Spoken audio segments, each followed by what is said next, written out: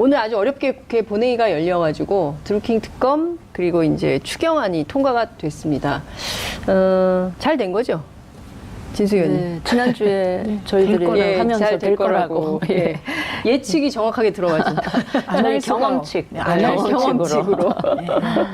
근데 이 특검은 이게 보면 이번에는 야당 측에서 애초에 드루킹 특검은 여당은 특검 요건이 안 된다고 거부하다가 이런저런 우여곡절과 뭐 이런저런 새로운 정보들이 나오면서 야당의 입장이 관철된 겁니다. 그리고 특검 기간도 뭐 거의 그 최순실 국정농단에 버금가는 기간을 110일이죠. 네, 110일입니다. 그러니까 할 수 있게 되어 있어서 기간도 그렇고 규모만 약간 적은 정도예요. 예, 그리고 특검 한 명에 특검보도 3명인가요? 특검보가 3명이고 파견 검사가 13명이고요. 특검 수사관이 35명, 파견 공무원이 35명. 네, 규모도 꽤 있고 그리고 이제 110일 정도 수사를 하면 뭐 저는 뭐 나올 거 안 나올 거 탈탈 털 수 있을 것 같아요. 그래서 야당이 어쨌든 주장하는 바를 이뤘기 때문에 또 주장하는 바를 이루고 나면 그에 맞게 또 국회 운영을 하셔야 되지 않을까 싶습니다. 근데 오늘 새로운 사실들이 몇 가지가 언론의 보도가 나왔습니다. 근데 그 보도 중에 이제 송인배 제1부속실장 이 경우 얘기가 나왔는데 이거를 청와대가 인지한 시점이 4월이라고 합니다. 예, 그런데 내용을 검토해 봤더니 이게 뭐 별 문제가 되지 않았다. 근데 그 내용이 뭐냐면 송인배 비서관이 지난 총선에서 낙선했습니다. 예, 근데 낙선하고 나서 A씨라는 자원봉사자, 그러니까 열심히 한 자원봉사자가 뭐 식사를 같이 하자. 뭐 그래서 나갔더니 거기 이제 드루킹이 있었다는 거잖아요. 그래서 그렇게 식사를 하고 드루킹과 이제 4번 정도 만났는데 그 4번의 만남도 2번 간담회를 한 거고 그 간담회를 할 때 김경수 의원을 데리고 나가서 뭐 같이 알게 된 거다. 그래서 결과적으로 보면 송인배 제1부속실장이 김경수 의원을 드루킹에 소개해 준 결과가 되는 거죠. 그리고 송인배 부속실장은 그때 이제 간담회를 하면 차비를 주거든요. 그러니까 그 차비를 사례비 쪽으로 받았는데 규모는 아직 나오지 않았습니다. 근데 청와대에서 얘기한 바에 따르면 뭐 그게 그냥 상식적인 소액이었다 이렇게 얘기를 하고 있는 것이죠. 그래서 저는 뭐 송인배 부속실장 이름이 나오는 순간 또 이게 정치 공세를 할 소재가 생겼다고 생각합니다. 근데 내용을 보면 그러니까 제 경우도 이게 낙선했을 때 문제가 돼요. 당선되면 문제가 안 됩니다. 낙선했을 때 이제 그 주변에서 봉사활동을 열심히 해주던 자봉 중에 이제 이후에 정치적인 진로 모색을 위해서 같이 해주는 분들이 있습니다. 제 경우도 뭐 북카페를 차릴 때 같이 해준 소수 몇 명이 있거든요. 거기도 부부예요, 저도. 그런데 그분들하고 이렇게 친하게 지내면 뭐 그 소개로 다른 사람 만나자 그러면 만나게 될 때도 있는 거거든요. 그러니까 송인배 부속실장은 모든 역할을 고려할 때 거기까지였을 것 같습니다. 그래서 부속실장이기 때문에 이름이 나오니까 뭐 이게 또 의심도 가질 수 있겠지만 그 내용을 들여다보면 뭐 거기까지고 대선 때도 맡은 역할이 다르기 때문에 근데 뭐 이 이야기 처음 나왔을 때 지금까지는 어쨌든 문제될 것이 없어 보입니다. 송인배 비서관에 관해서. 근데 처음에 이 사안 불거져서 특검하자라고 했을 때 뭐 추미애 대표부터 시작해서 당시에 그 우원식 원내대표 뭐 이거는 특검감이 아니고 특검 사안이 못 된다. 특검의 그 요건을 충족을 못 한다. 막 이런 얘기를 계속 했었는데 그 이후에 이제 추가적인 뭐 사실인지 어떤지는 이제 수사를 해봐야 알겠지만 의혹들이 계속 불거지면서 뭐 며칠 전에는 왜 그 방송, 종편 방송에 뭐 옥중 편지라는 형식으로 뭐가 이렇게 많이 왔는데 그 내용이 또 이제 수사를 해봐야 될 내용들이고 이제 그러다 보니까 아마 민주당 쪽도 이 특검을 안 받을 수가 없었지 않았나 이런 판단을 해보고요. 이제 오늘 이 송인배 비서관 제1부속실장 이야기가 나오는데 송인배 부속실장이 말하자면 제가 굳이 비유를 하자면 박근혜 대통령 시절에 정호성 제1부속실장 그 같은 급입니다. 그러니까 상당히 그 위치라든지 굉장히 중요한 특히 대통령하고 아주 지근거리에서 거의 잠자는 시간 빼놓고 같이 대선 때부터 선거 때부터 또 선거 때는 일정을 그 조정하고 그 정리하는 그런 직을 맡았었다니까. 그래서 이 송인배 비서관이 이 드루킹과 알고 지냈다, 또 많이 만났고 이런저런 일들을 했다. 이거는 결코 가볍지 않은 그런 사례들이라서, 그다음에 청와대에서 자체적으로 내용을 한번 들여다봤다, 검토했다, 그리고는 별일 아니라고 결론을 내렸다고 하는데, 통상 청와대에서는요, 자체 조사를 하면 당사자 얘기를 주로 경도돼서 듣기 때문에 결국 별일 아닌 걸로, 제가 박근혜 대통령 그 청와대에서도 그랬잖아요. 지금 박근혜 대통령 청와대가 문제된 거는 네. 뭐 대선 때 뭐 온라인으로 어떤 홍보를 하고 댓글 조작을 했다, 이게 아니었죠. 국정농단의 과정에서 최순실이라는 강남 아줌마한테 국가 기밀을 빼내고 이런 거기 때문에 전혀 차원이 다른 문제다, 이런 말씀 드리고요. 그다음에 송인배 비서관이 뭐 알고 지냈다, 뭐 많이 만났다, 이건 정확한 표현이 아닙니다. 지금까지 드러난 바에 따르면 4번 정도 만났고 그 이후에 만남은 없었던 걸로 되어 있고요. 그다음에 알고 지냈다라는 표현도, 송인배 비서관이 알고 지낸 사람은 A씨예요. 네.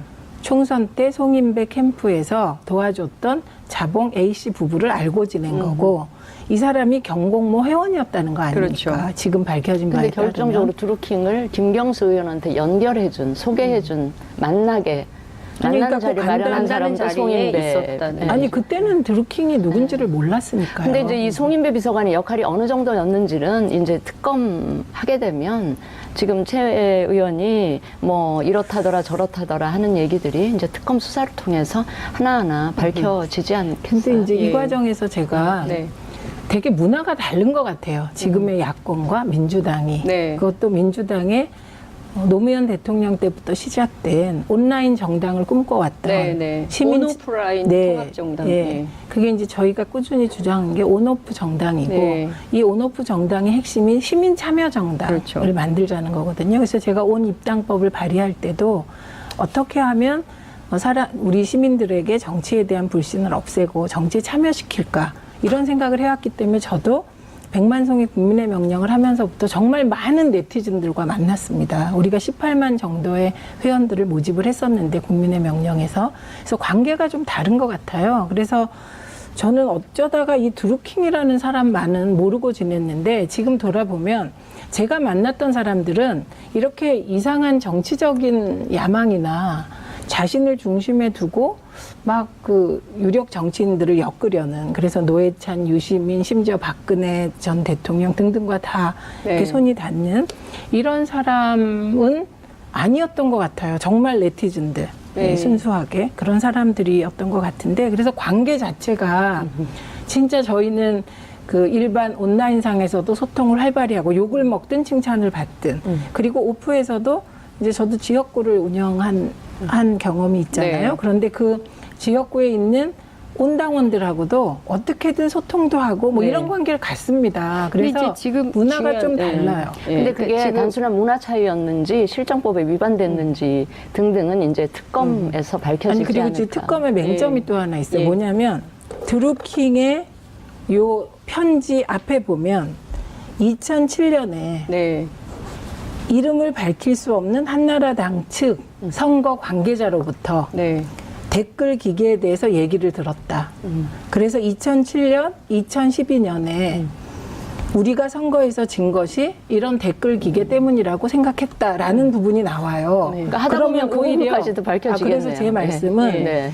저는 누구든 기계 조작으로 온라인 여론을 왜곡한 건 이건 민주주의에 대한 도전이기 때문에 네. 이거 다 책임지게 해야 된다고 생각합니다. 그런데 지금 주목해야 될 게 2007년과 2012년에 대선이- 매크로를 이용한 예. 기계 조작이 한나라당 측, 그러니까 지금 자유한국당 측에 있었다는 얘기거든요. 그런데 제가 참 신기한 것은, 예를 들면 지금 드루킹 관련해서는 경찰이 샅샅이 뒤지고 있고 보수 언론이나 야당도 문제 삼는데, 왜 2007년, 2012년에 이 댓글 기계가 언급된 부분에 대해서는 왜 관심이 없냐. 그래서 저는 지금 경찰에 대해서 불만이 많습니다. 네. 경찰은 지금 양쪽에서 다 욕먹. 지금 샅샅이 뒤진다고 했는데 네. 송인배 그 비서관이 알고 지냈다는 사실은 오늘 경찰청장이 자기도 지금까지 몰랐다 이렇게 그러니까 얘기하니까. 알고 지냈다는 표현은 맞지 않죠. 왜냐하면 알고 지낸 건 A 씨라니까. 그러니까 저는 그 드루킹 건은 뭐 그런데 민주당이 고발한 대여섯 건의 매크로 조작 의심 사례 중에 드루킹만 가지고 왜 이러는지를 이해할 수가 없습니다. 그래서 박사모가 했던 매크로 조작은 이미 자료까지 공개됐거든요. 그리고 또 지금 얘기한 2007년, 2012년 한나라당 측 선거 관계자로부터 댓글 기계 얘기를 들었다는 부분.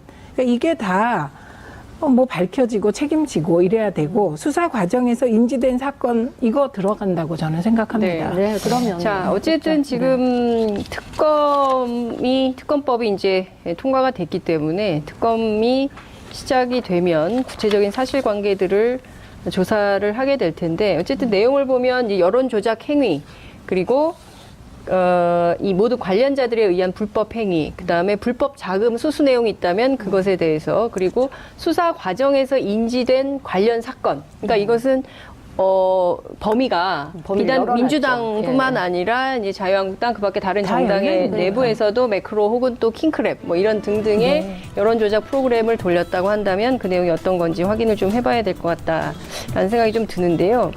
그 송인배 제1부속실장 말고 오늘 또 하나 여러 언론이 쓰고 있는 내용이 김경수 의원이 2016년 10월에 파주 누릅출판사에서 어떤 언론은 매크로라고 쓰고 어떤 언론은 킹크랩이라고 쓰고 있어요. 그러면서 이 시연이 끝난 다음에 안주머니에서 100만 원을 꺼내서 주고 피자를 먹었다는 얘기가 나오고 있어요. 누가 100만 원을?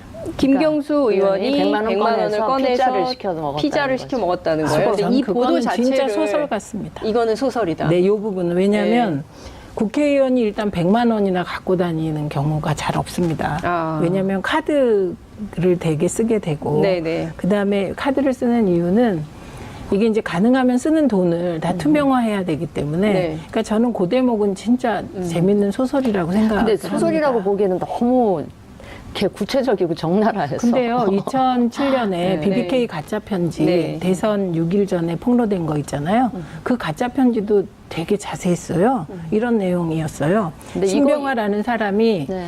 그 김경준한테 보냈다는 편지 내용이 네가 큰 집에서 무슨 약속을 받았는지 모르지만 네. 우리가 이용당하는 거야 이거였거든요. 이 내용 또한 굉장히 구체적이잖아요. 큰 집에서 네.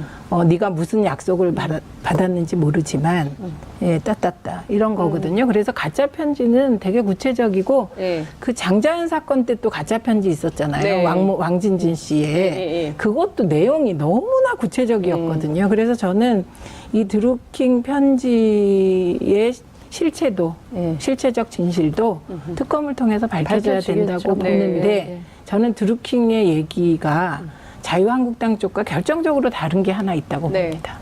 어떤 겁니까? 그게 뭐냐면 그 2007년 한나라당 측 선거 관계자로부터 댓글 기계에 대한 그 정보를 알게 됐다. 그래서 2007년과 2012년에 선거에서 우리 쪽이 진 게 그것 때문이다. 이렇게 얘기하잖아요. 저 그렇게 생각 안 하거든요. 2007년에 MB가 그 정동영 후보를 이길 때 그 댓글 기계로 댓글 달아서 이긴 거 아닙니다. 그때 분위기는 그냥 MB 대세론이었어요. BBK 문제를 아무리 제기해도 알겠습니다. 대중에게 통하지 않았고 2012년도 사실은 그 우리가 문제 제기한 건 국정원을 등 국가기관이 댓글을 조작한 걸 문제 삼은 거지 결과에 영향을 줬다는 결과에 영향을 줬다는 얘기는 한 적이 없습니다. 정치권에서. 알겠습니다. 드루킹 얘기하다가 벌써 44분 26초가 지나고 있어가지고 할 얘기가 너무 많은데 큰일 났습니다. 그 어제 그 홍영표 원내대표가 기자간담회를 열었어요. 이 자리에서 이제 개헌, 그다음에 이제 후반기 원 구성 문제를 얘기하면서 개헌안을 24일 날 투표를 해야 된다. 이것을 어기면 위헌이다. 이런 얘기를 했습니다. 개헌 문제 어떻게 될까요? 근데 이제 해봐야 자유한국당이 113석을 갖고 있기 때문에 부결 가능성은 매우 높다. 이렇게 언론은 쓰고 있는데요. 두 전직 국회의원께서는 어떻게 근데 경험칙으로 전망을 하십니까? 할 수 있는 데드라인이 지났다는 거 아닌가요? 지난번에. 아니 그거는 국민투표법을 미리 통과를 시켰어야 되는데 그때 못한 거죠. 근데 그 개헌안은 이제 어쨌든 그리고 정세균 의장의 경우에는 이 본인의 이제 임기 마지막에 이렇게 위헌을 할 수 없기 때문에 이 개헌안은 상정을 하겠다는 입장인 거거든요. 근데 지금 사나흘밖에 안 남았는데요. 네. 24일인가요? 네, 24일. 사흘밖에 안 남았는데 그 사흘 안에 뭔가 합의가 이루어질까요? 내용부터 이거는 합의가 이루어질 필요가 없고 그냥 찬반 투표. 없죠. 이거는 이제 행정부가 그러니까 그 개헌안을 제출한 거잖아요. 그렇죠. 그럼 이 개헌안에 대해서 국회가 가부간의 처리를 해줘야 하는데 그걸 이제 5월 국회가 24일 날 한 번 더 열리니까 이때 처리를 하자. 이게 그렇죠. 여당 주장이고 야당의 경우는 이거를 그냥 처리하지 않고 놔두면 그게 자동 폐기되면서 그것이 처리다 이렇게 주장하고 있고 그렇죠. 여당의 경우는 자동 폐기란 없다. 행정부가 낸 개헌안은 반드시 표결을 통해서 가부를 결정해줘야 한다. 이런 주장이 엇갈리고 있는데요. 이거는 뭐 어차피 국민투표 못합니다. 국민투표법이 개정되지 않았기 때문에. 그러면 이제 지금 길이 딱 하나 있는데 만약에 6.13에 같이 개헌투표를 하려면 이 개헌안을 표결하면서 국민투표법이 같이 처리돼야 되는데 이럴 가능성은 저는 제로에 가깝다고 생각하고 그러면 이제 어차피 투표를 못하게 될 가능성이 높겠죠. 그리고 투표를 하더라도 부결될 가능성이 높은데 이제 개헌안을 부결시켰을 때 국회가 받아야 되는 역풍이 또 있잖아요. 잔뜩이나 오늘 두 국회의원에 대한 체포동의안이 부결돼서 분위기가 안 좋은. 방탄국회 비판. 이미 이건 방탄국회 맞죠.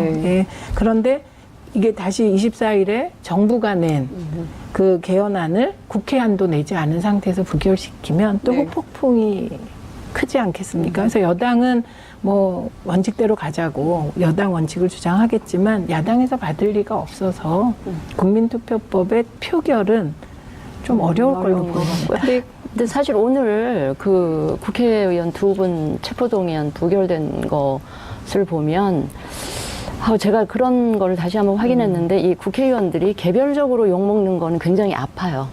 근데 단체로 욕먹는 거는 별로 굉장히 무감각하거든요. 근데 오늘 표결 결과를 보니까 이게 꼭 또 뭐 한국당 의원들 감싸기 한 것도 아니고 여당에서도 상당수가 이탈한 걸로 드러나더라고요. 그래서 아마 그런 생각 아니었을까. 즉 어차피 국회 회기가 종료되면 그분들은 결국은 구속영장 발부돼서 이제 그 실질심사 받을 거니까 괜히 우리 스스로 뭐 피 묻힐 거 없다 이런 생각을 국회의원들이 했는지는 모르겠는데 오늘 추경안 처리, 특검 처리된 거는 굉장히 박수 뭐 뒤늦었지만 그래도 칭찬받을 일이지만 이거를 부결시키는 바람에 정말 국민들 또 엄청 화들이 많이 나실 것 같아요. 근데 두 분 다 한 분은 이제 채용 비리고요. 한 분은 아시는 것처럼 개인 비리. 이제 두 비리 국회의원에 대한 체포동의안이 온 지가 꽤 됐어요.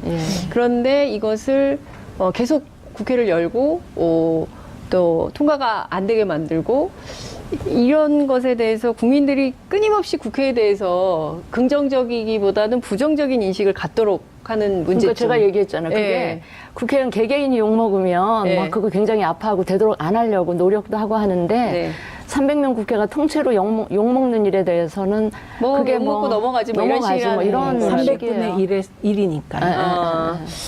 콕콕 집어서 달라져야 돼요. 그러니까요. 특히 이제 이런 문제들에 대해서 그 무감각하면 안 된다는 생각이 좀 드는데 좀 심하다라는 생각이 좀 듭니다. 홍문종 의원, 염동열 의원 두 분 다 자유한국당 국회의원인데요. 어쨌든 이 비리 정치인에 대해서 국민들이 계속 고운 시선으로 볼 수 있을지 의문입니다. 지방선거 얘기를 해야 되는데 시간이 다 돼가지고 아무래도 다음에 해야 될 것 같긴 한데 그래도 간략하게 다음 주에 하기 전에 짧게 제가 2분만 조금 더 하겠습니다. 어떠십니까? 지금 보면 그 남북 관계가 또 위중해지고 또 북미 정상회담 앞두고 또 오늘 또 문재인 대통령 출국하시고 이러면서 전반적으로 큰 판에서 변화가 있기 때문에 지방선거가 사실 잘 안 보이는 측면이 좀 있긴 해요. 물론 이제 앞서 이제 바른미래당의 그 공천 문제가 네. 좀 있어서 불거지긴 했습니다만. 그러니까 남북 관계가 굉장히 희망적으로 잘 가는 대로 그거에 막 다 덮여 있고 또 조금 삐그덕거리면 그게 또 이슈가 또 계속되니까 또 그걸로 덮여 있고 어차피 이렇든 저렇든 이번 6월 13일 지방선거는 사실은 국민의 관심에서 멀어져 있는 상태에서 투표가 될 것 같아서 투표율이 굉장히 저조하지 않을까 뭐 그런 거. 그렇게 전망하세요? 투표율이 저조하면 민심이 네. 좀 이렇게 왜곡된 상태로 반영될 수가 있어서 좀 그리고 걱정은 됩니다. 투표율 부분은 저는 예전보단 높을 것 같습니다. 그건 다른 이유가 아니라 네. 지금 국민들께서 지방선거보다는 네. 문재인 대통령이 좀 더 힘을 받기를 원하는 분위기가 있어요. 네네. 그래서 과거보다는 젊은 층 투표율이 좀 오르지 않을까 네. 이런 생각을 해보고요. 그다음에 이게 이제 홍준표 대표가 늘 얘기하는 건데 네. 요즘 여론조사가 왜곡된 것은 보수층이 여론조사에 응답하지 않기 때문이라고 얘기하는데 그 보수층이 응답하지 않는 이유가 중요하거든요. 예, 그 응답하지 않음으로써 보수에 대해서 적극적으로 지지할 마음이 없다는 걸 드러내는 거거든요. 그래서 오히려 이번 투표는 그다음에 희망을 걸었던 바른미래당도 지금 유승민, 안철수 두 대표가 대표 격이 잘 화합하고 그러면 보수의 마음이 갈 수가 있는데 지금 막판에 와서 공천 갈등이 일어나고 있기 때문에 저는 오히려 보수층이 투표를 덜 할 가능성이 많다 이렇게 봅니다. 그다음에 그러다 보니 이게 정책 선거가 실종돼요. 맞아요. 이게 문재인 대통령의 한반도 평화 바람하고 뭐 그게 휩쓸어 버리니까 정책 대결 해봐야 그 평화 바람에 휩싸여 버리니까 네거티브가 기승을 부려서 저도 그 네거티브를 보는데 좀 어떤 때 아주 막 너무 가족사가다. 네, 그러니까 뭐 좀 그런데 국민들은 얼마나 짜증이 나실까. 근데 사실 바른미래당의 기대를 거셨던 분들이 좀 다소 실망시켜드린 거는 저는 뭐 굉장히 죄송하게 생각하는데 네. 아까 최 의원님 말씀하셨듯이 이제 보수가 너무 실망하고 이래서 투표장에 대거 안 나올 가능성을 저도 생각을 해보면 네. 이게 안 그래도 기울어진 운동장에 투표율마저 이제 보수 진영의 투표율이 이렇게 낮아지면 그야말로 우리가 흔히 하는 말로 이 전국적으로 민주당이 네. 그 단체장을 이렇게 싹 휩쓸어 버리는 네. 이 결과가 나오면 중앙정부, 지방정부 이렇게 되면서 이게 본인의 의지와 상관없이 지지율이 높거나 네. 모든 걸 독점하고 알겠습니다. 있으면 오만해지기가 쉽거든요. 예. 그게 걱정이 지금 많잖아요. 투표율 저조하다고 한 예. 거는 보수 진영의 투표율이 저조해질 거라는 거죠. 전체 투표율이 저조해지는 게 아니고. 전체 투표율 또? 그러니까 보수 진영 투표율이 낮으면 전체 투표율은 낮아지고 원래 보수 진영이 알겠습니다. 투표를 열심히 하는 층이니까. 네. 알겠습니다. 시간이 너무 많이 지나가지고요. 저희가 다음 주에 또 모시겠습니다. 느낀 점은 게시판에 남겨주시면 좋겠습니다. 다음 주 또. 시작해서 당시에 그 우원식 원내대표 뭐 이거는 특검감이 아니고 특검 사안이 못 된다. 네. 특검의 그 요건을 충족을 못 한다. 막 이런 얘기를 계속 했었는데 그 이후에 이제 추가적인 뭐 사실인지 어떤지는 이제 수사를 해봐야 알겠지만 의혹들이 계속 불거지면서 뭐 며칠 전에는 왜 그 방송, 네. 종편 방송에 뭐 옥중 편지라는 네. 형식으로 뭐가 이렇게 많이 왔는데 그 내용이 또 이제 수사를 해봐야 될 내용들이고 이제 네. 그러다 보니까 아마 민주당 쪽도 이 특검을 안 받을 수가 없었지 않았나 이런 판단을 해보고요.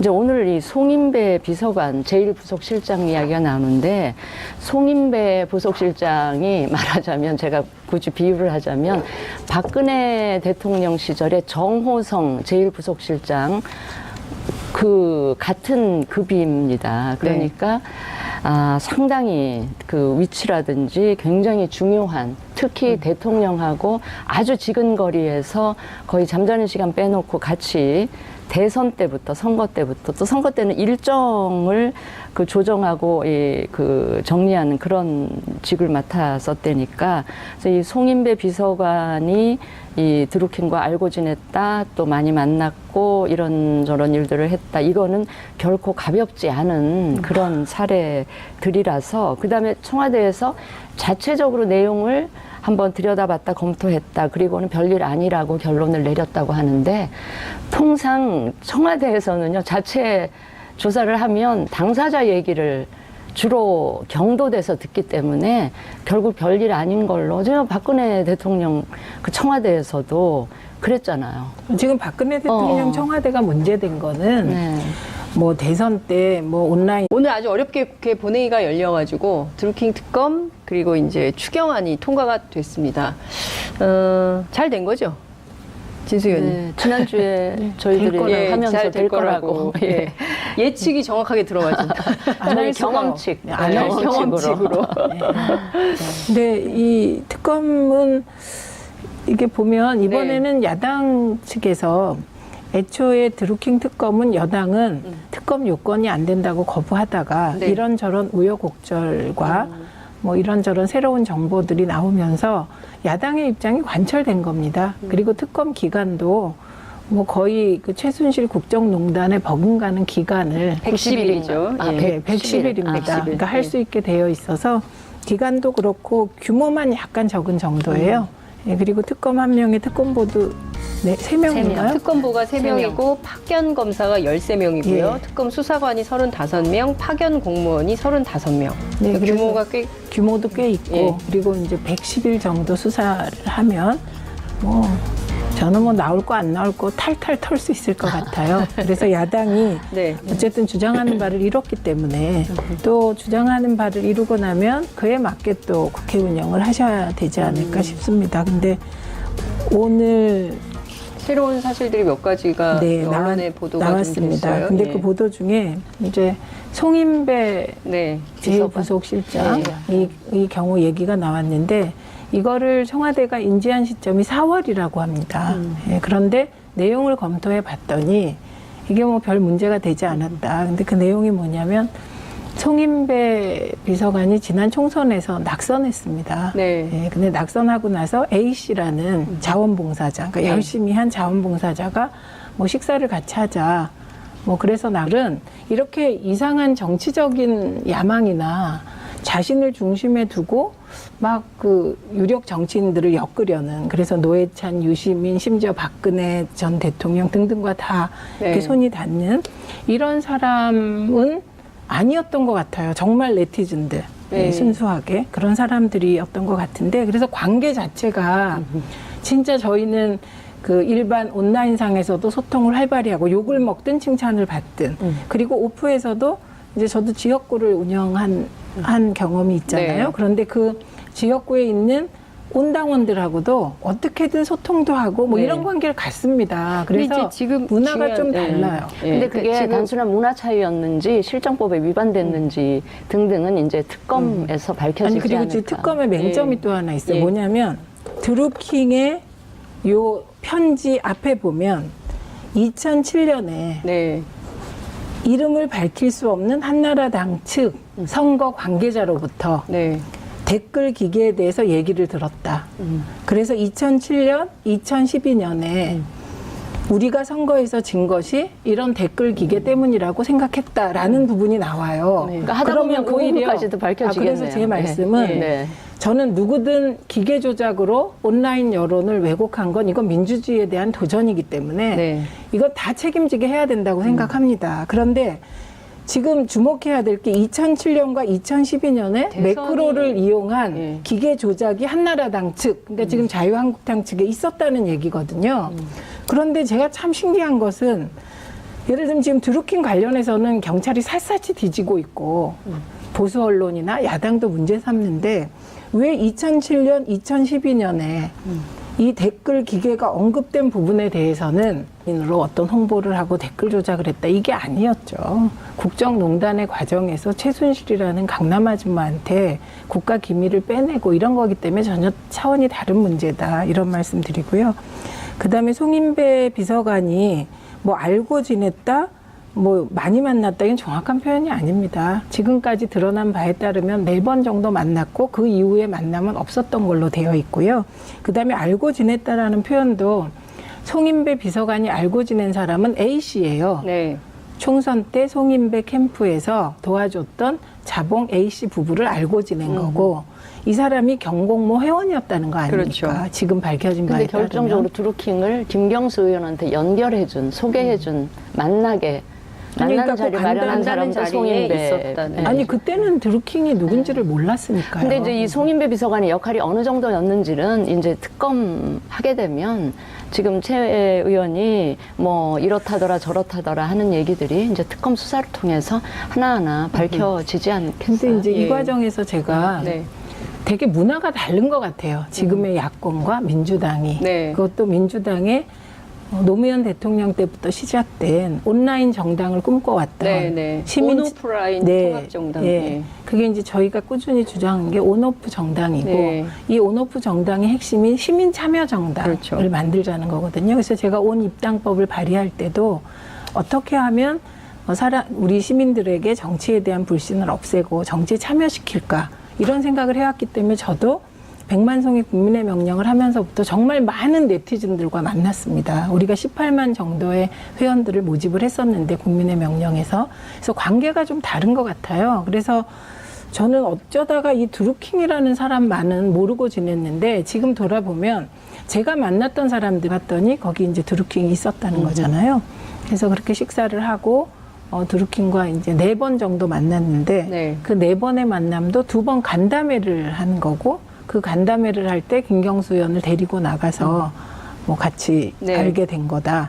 그래서 결과적으로 보면 송인배 제1부속실장이 김경수 의원을 드루킹에 소개해 준 결과가 되는 거죠.